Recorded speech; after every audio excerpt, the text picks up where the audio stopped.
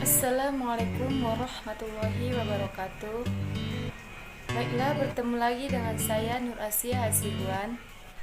Baiklah, di sini saya akan menjelaskan mengenai pola strategi peningkatan kemampuan membaca, yang dimana pengertian membaca adalah suatu proses yang dilakukan serta dipergunakan oleh pembaca untuk mendapatkan pesan yang hendak disampaikan oleh penulis melalui media kata-kata atau bahasa tulis. Suatu proses yang menuntut agar kelompok kata yang merupakan suatu kemampuan agar terlihat dalam suatu pandangan, sekilas dan makna kata-kata secara individu akan dapat diketahui. Pada zaman ini, memang sudah banyak orang yang tahu membaca, namun kemampuan membaca perlu dikembangkan lebih baik agar kemampuan membacanya lebih efektif. Banyak ahli yang berpendapat mengetahui peningkatan kemampuan membaca yang baik. Yang kedua yaitu pola strategi peningkatan pertumbuhan minat baca. Di era yang semakin modern ini, teknologi semakin berkembang, diantaranya adalah internet dan media sosial. Dengan adanya internet dan media sosial, orang semakin banyak yang mengakses media-media tersebut, dan hal itu juga berdampak kepadanya kurangnya minat membaca seseorang. Maka daripada itu, diperlukannya strategi agar dapat meningkatkan pertumbuhan minat membaca.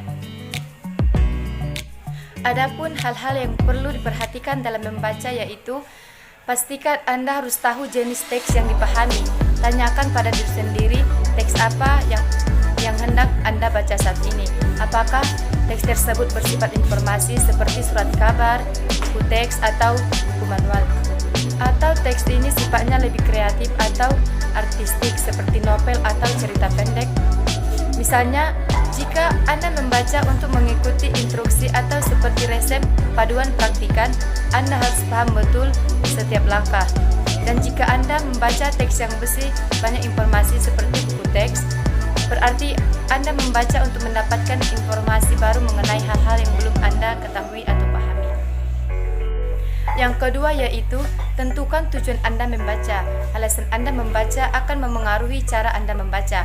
Misalnya, membaca novel untuk tugas sekolah berbeda dengan membaca novel untuk bersenang-senang.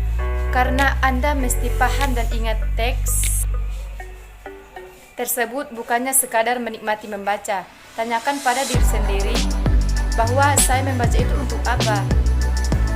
Dan jika Anda membaca untuk memperoleh informasi, misalnya untuk memenuhi tugas kantor atau sekolah, Anda harus perlu mencoba teknik ekstensif.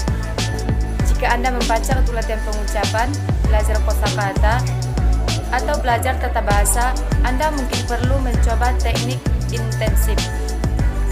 Yang ketiga yaitu baca sekelas bacaan sebelum Anda mulai benar-benar membaca.